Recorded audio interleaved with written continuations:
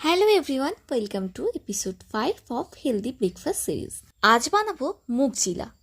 মুগে রয়েছে প্রচুর পরিমাণ পুষ্টিগুণ, যেমন এটি হাই প্রোটিনের একটা সোর্স, ব্লাড প্রেশার কম করে, ডায়াবেটিস কমাতে সাহায্য করে, ইমিউনিটি বিল্ড করে, ওয়েট লসেও সাহায্য করে, এমনকি চোখের দৃষ্টিশক্তি বাড়াতে অনেক সাহায্যকারী। এছাড়াও আরও অনেক অনেক গুণ রয়েছে। তো কিভাবে বানাবো মুগ চিলা? একদমই ইজি ওয়ে। পরিমাণ মতো মুগ ডাল নিয়ে তাতে কাঁচা লঙ্কা ও আদার টুকরো দিয়ে ভালোভাবে পেস্ট করে নিতে হবে। এরপর ওই পেস্টের মধ্যে একে একে টমেটো কুচি, পেঁয়াজ কুচি আর পরিমাণ মতো লবণ দিয়ে ভালোভাবে মিশিয়ে নিতে হবে।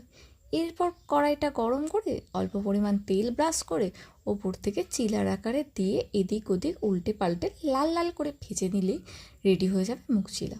দইয়ের চাটনি বা তোমরা চাইলে গ্রিন চাটনির সাথেও খেতে পারো। এটা দারুণ হেলদি অ্যান্ড টেস্টি। নেক্সট ভিডিওতে আবার দেখা হচ্ছে।